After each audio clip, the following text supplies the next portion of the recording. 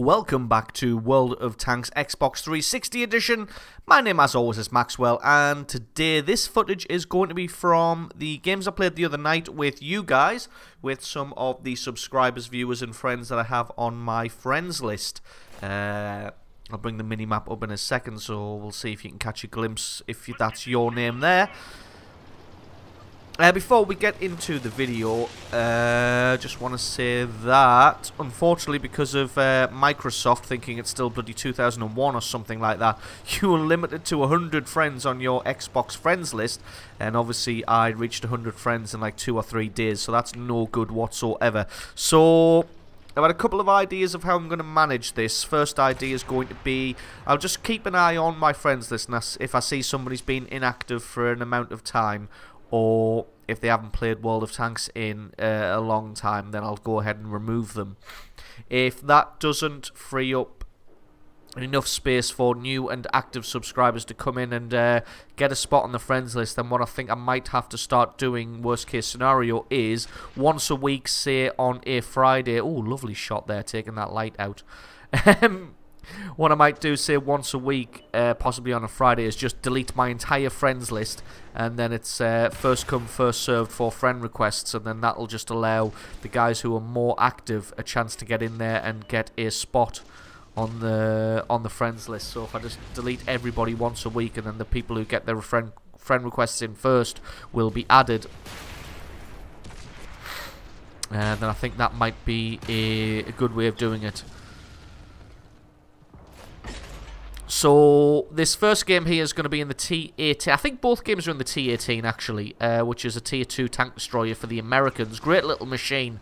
It's got half decent armor, except just to the left of the and right of the gun mantlet, as you saw there. So apart from those spots, a pretty good, tough little tank, and it gets an awesome derp cannon. As you saw there, I was able to one-shot a couple of people, and Lisa 489 of the T18 was able to one-shot that guy there. So great little machine with a fantastic gun. We're able just to wreak havoc upon the enemy here. The only problem I have is especially on small maps like this, is I get too itchy and I get too bored, and I just tend to think, well, you know what, time to push, and that's normally to my detriment, especially because we're actually losing this game. Although it feels like we're doing pretty well, we're actually losing 8 kills to 5, it would appear. Enemy artillery out in the open, and if somebody doesn't take him out in a second, then it's going to be an absolute crime. I positioned myself terribly, but luckily my other platoon mate's able to take him out, and it's time for me to start backing off as I get spotted. Luckily the armor of this thing is going to be able to withstand a couple of shots, but it's not going to be able to withstand a shot from the T-57 artillery, which just eliminates me in a heartbeat. So a little bit unfortunate with that one. Although I get taken out, our team does go on to do pretty damn well, so that's why this replay is in. It's just showing how well the Allies do. You can see this guy here, Timed Maui. I think that's how it's pronounced. And we've got Lisa 489. And these two guys do an excellent job here of just whittling down the enemy and just winning this one for us, basically. Not that I want to give away the results of the game, but you know, as I said in my first World of Tanks 360 video, this is going to be a lot more of a relaxed commentary style compared to the way that I present the PC version of World of Tanks. So this is going to be a lot more slow paced, a lot more relaxed, and I'm going to talk about a lot more crap than just the game at hand. So I had a lot of fun on this night. I played about 15-20 games with about 4 or 5 different groups of people.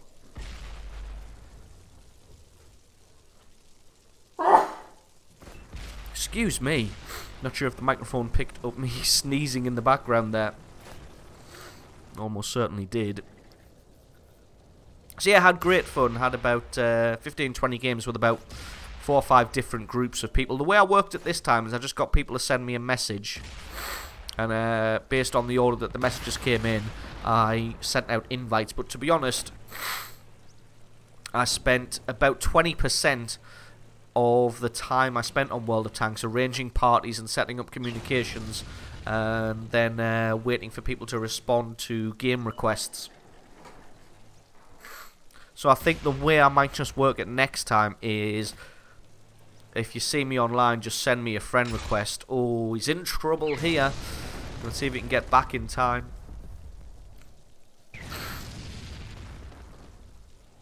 Oh, indeed he can. He survives that one. He's gotten a good amount of kills as well. I think that was 4 there I saw. So yeah, the way I think I'm going to work it in the future is just if you see me online and I'm online to play games with people, then send me a game request and I'll just get through them as quick as possible and just join as many different people's games as I can during the course of the night. You may see me set my status to busy. If I'm set to busy, it's just so that I don't get all of the message and game request things pop up right in the middle of the screen whilst I'm trying to record, because I do record everything that I do on World of Tanks just in case something amazing happens. I want to catch it on film. But yeah, like I said, so the only reason that I'm set to busy is just so that those pop-ups don't happen.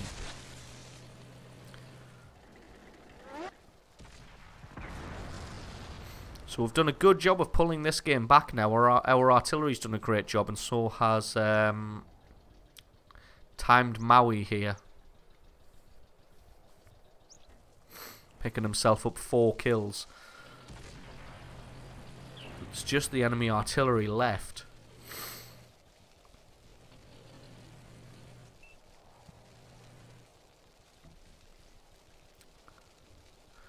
So at this point, it's probably going to be about time that somebody needs to start a base capture. As the artillery, I mean, the enemy artillery is not going to move out of their base now. Not going to move out of their lofted camping positions because artillery is not known as a great assault vehicle. So someone's going to have to make a move to break the stalemate. Let's face it, they're not going to come out and camp and try and cap or try and assault the entrenched lines when they're outnumbered 2 to 1. And as you can see there, the guys moving in for the base capture. Everybody coming down at the same time, which is pretty good.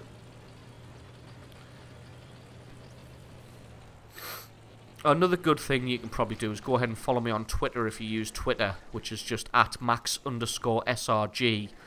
And I'll generally tweet. If I'm going to be playing for fun and want to play with some of you guys, I'll tweet that out. If I'm going to be logging on to do something specific, like film a specific guide for a tank, then obviously I won't tweet it and I won't accept any game requests.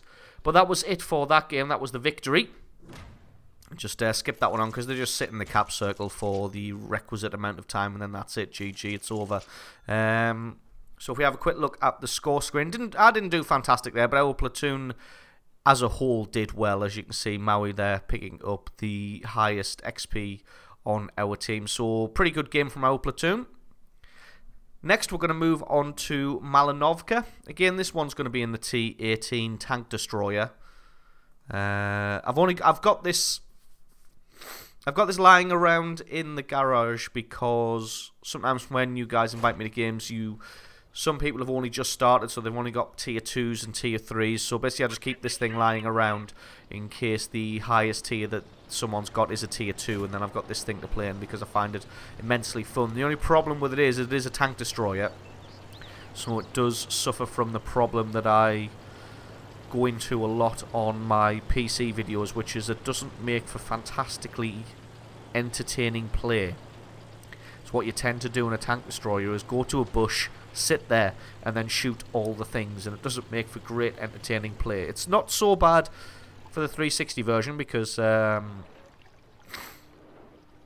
pretty much everything is fresh still in this game, and like I said, this isn't going to be sort of in the esports shoutcastery style. It's going to more be in the relax, just talk about the game style. I'll pick up a nice early kill on that guy. One thing I do wish is, I wish it would give the name of the tank you've just destroyed. As you saw there, just give me his player name. It would be nice if in brackets after his name it gave the name of the tank.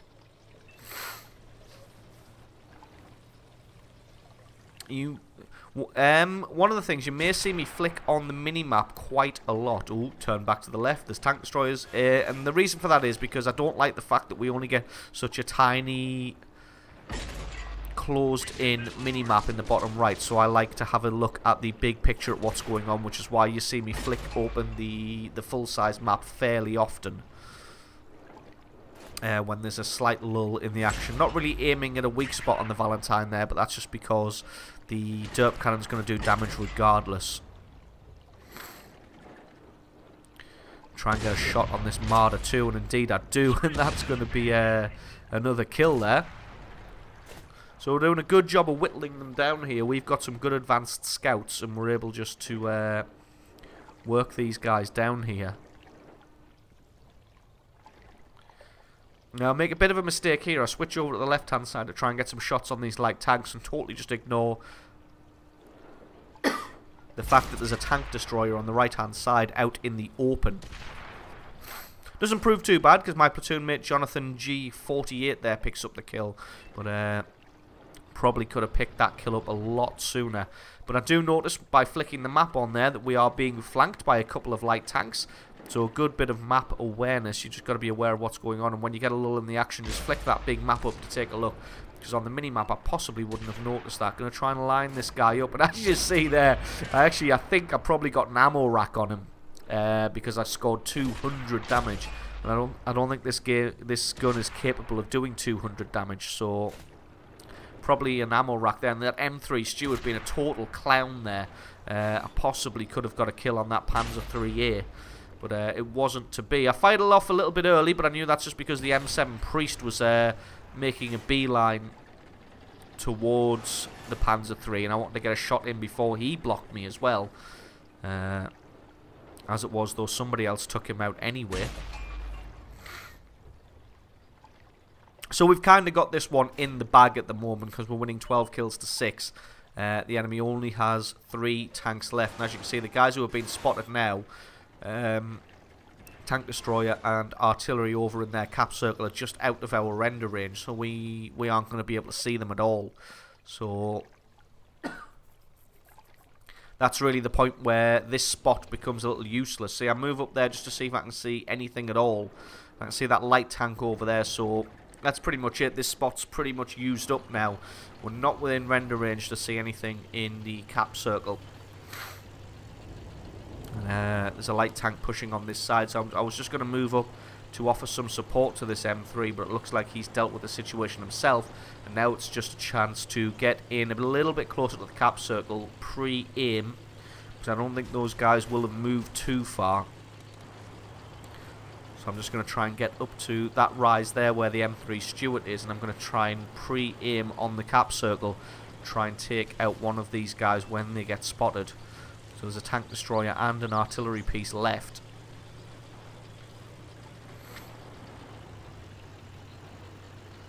They're still firing, so they're still in the game, and there we go. There's the T18, just going to let the gun close in, but he gets taken out way too quickly. But again, I know there's still an artillery piece, and he was in and around their base, their cap circle, so I'm just going to pre-aim at the area, and wait for him to get spotted, and there he is. I spend a little bit of time aiming there, take my shot, and I'm able to get that one, which is very, very nice. Pick up a total of 4 kills there.